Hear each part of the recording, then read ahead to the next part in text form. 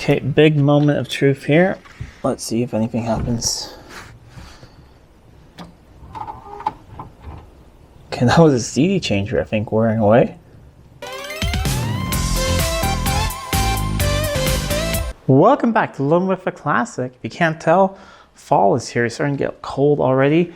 And I'm up in the workshop working on another V12, and I'm waiting for it to cool down so I can have a look at the carbs. And I just got really curious. I thought, you know what? Let's hook up a battery to this thing, see what works, see if we have lights, see if we have any life at all, see if it even cranks. And I thought you guys would like to see that, because we're not going to work on this car right now. I have a couple other things I need to finish first. I do have a detailing friend who's going to come over in a couple of weeks. We're going to get the paint looking really good on it. And then after that, it will go up into the workshop. But I thought, you know, let's just see if it has any life at all. So I grabbed the spare battery and let's see. So this is not really prepared in any shape or form. I grabbed that battery from the XJ12 and that's about it. I have just checked over a couple things again. Everything is nice and clear here. I don't know why they've done this, but everything is clear into the intakes and all of that. And yeah, I got this thing open back here. And it's really dark down there, but we have the battery box down there. Everything looks complete with the battery cables. So I'm gonna install the battery. Then we'll start by checking if we have lights and things, accessories, see what works. Maybe we have electric windows. Maybe we have a lot of other things. So let's put up the battery and see what we got.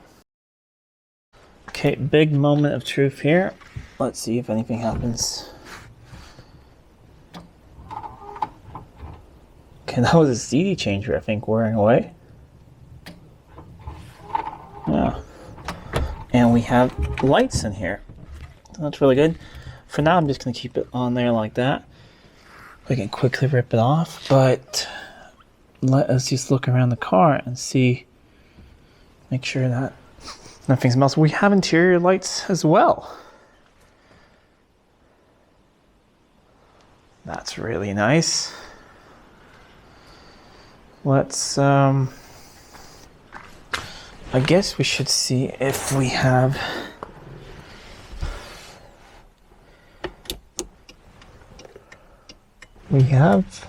indicators or hazards. Seems to work. I haven't actually checked in here. Let's just check for fun what's in the glove box. Is there anything else?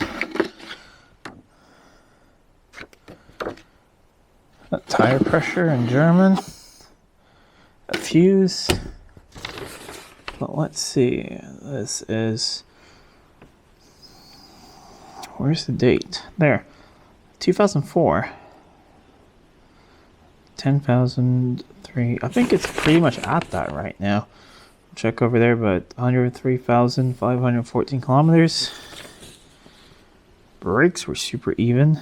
That's the front, left and right, rear, left and right. Perfect brakes.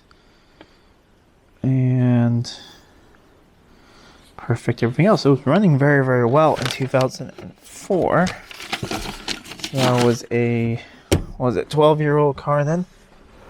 Let's see. Let's actually check if we have any lights. Are they not over here somewhere? Should be. Why am I not finding? There they are.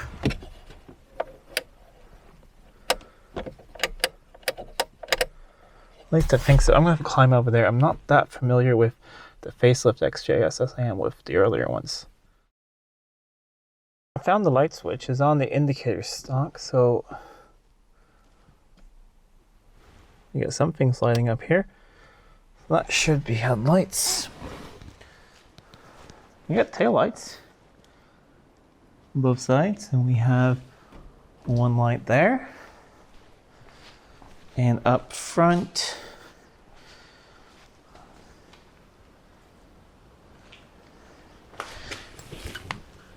I'm guessing that's just parking lights or side marker lights, but I mean, it's starting to come to life. she would be brave and switch on accessory modes and ignition. And get the key in here. Fans coming to life.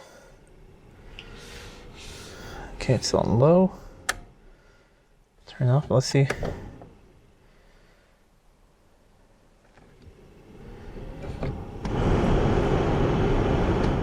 Okay, it has all 3 fan speeds, so that's really good.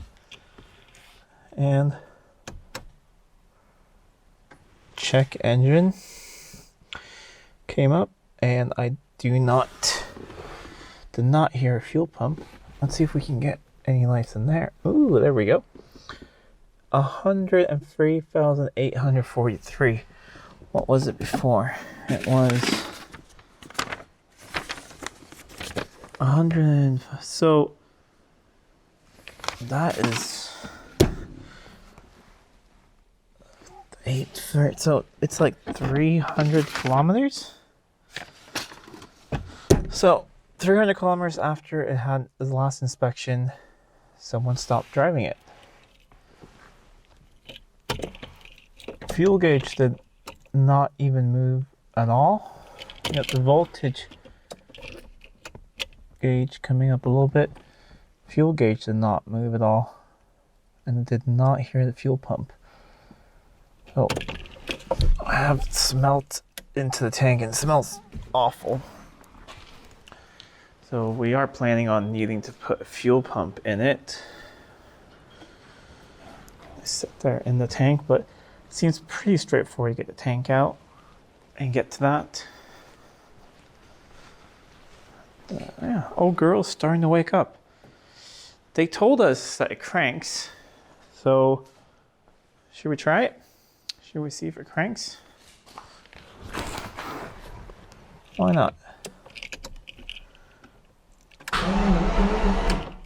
Oh wow, it does crank.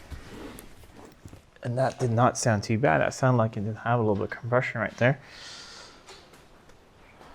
You know what we're gonna do? Since we're not getting any fuel up here, which is good because you don't want any fuel getting up into all this old fuel, but let's pull a plug wire. I have one of those ignition testers with me, and let's just see if we have spark. That way we can know if it is completely dead, because right now we're getting nothing back there. So it could be we're not even getting signal to the ECU to turn on the fuel pump and anything. But let's just see if we have spark, and then, I don't know, let's go from there. I don't think we're gonna have any luck here because I've been trying to figure some things out. Here is an unplugged cable, and it says DIST on it, so that's distributor. And I can't find where it's supposed to plug in. Logically, there should be a cable going into distributor for some type of sensing mechanism for distributor. This has a different ignition system than a normal V12.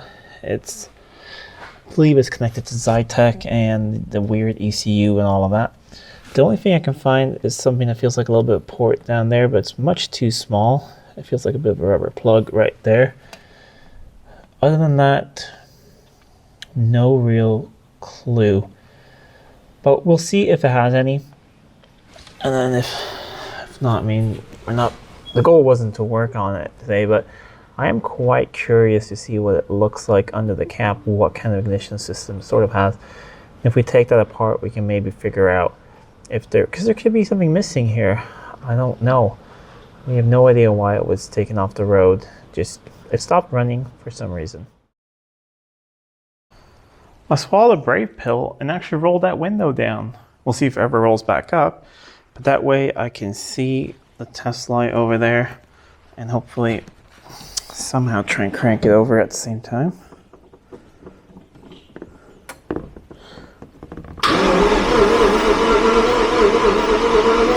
No, nothing from there. So definitely something disconnected, but at least we have verified that the whole thing, that the story that they got from the previous owner who had passed away, we got from their daughter, person's daughter, is that the thing did not have any spark and that they were troubleshooting that. So that's a worrying thing. What is disconnected and what is not? But at least we verify that. At least we know it turns over. It sounds a little bit uneven, so it doesn't really sound like, you know, an even beat of compression. But sitting for a long time, if we get this thing to fire up, everything should hopefully just come back into life. But yeah, I know what you guys want. Let's just have a look inside the distributor real quick. I went and grabbed a better flashlight and just removed the cap. So the cap looks exactly like a Lucas distributor, so something on an, you know, XJs-R. Rather looks standard. This looks standard until you get to that thing. What's that little thing in there? So let me get this shield off and find out, because you see there is a plug right there. So that's where the cables usually come out of the distributor. So maybe there's no sensing at all in the distributor, but then why would this thing be here? Why would, I don't know, but why would there be a cable labeled distributor? All right, let's take this off and have a look. So we're absolutely missing something in here. But here's where the cable is supposed to go through. I'm guessing the other end connects to the distributor cable over here.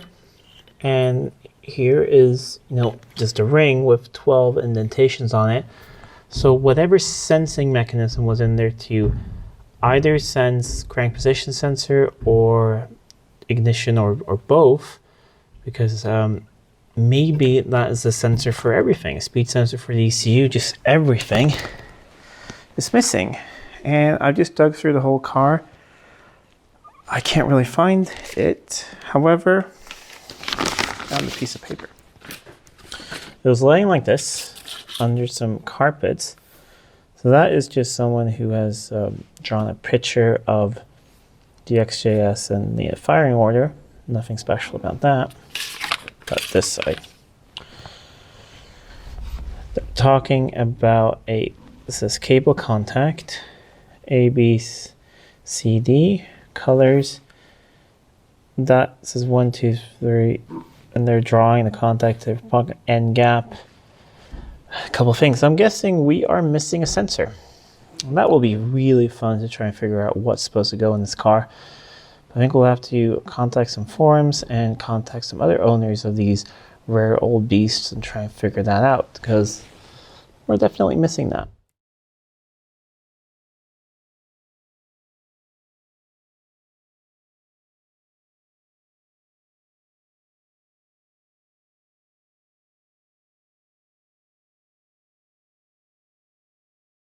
And that's it for today's video. Just meant to be a fun little look at this car while I'm waiting for the XJ12 up there to cool down, so now I can go up and continue working on that. But, I mean, good news and bad news. Good news is most electric things work. So I forgot to show you guys, all the seats work as well, all that electric. Both windows work. This side's a little bit slower, but both work. Lights seem to work. A lot of the things work. It cranks, but we're missing some parts. So will be a lot of research going into this. I need to really dig into this special injection system, try and figure out what I need and what can happen. And then I think the next time you'll see this car, we'll be cleaning it up, vacuuming everything out, getting the algae off the side and getting it looking nice, pulling up into workshop and where we can really start working on it. This was just a small thing down here. It's just meant to be a really fun thing because I was really curious. Anyways, if you like this video, please give a thumbs up, share it for friends. If you're not already subscribed to the channel, please do subscribe to the channel. It really does help out a lot, and you get to follow along on this V12 and lots of other fun, interesting cars over here on the channel. Anyways, until next time, I'm Adam. This was Living with a Classic. I'll see you soon.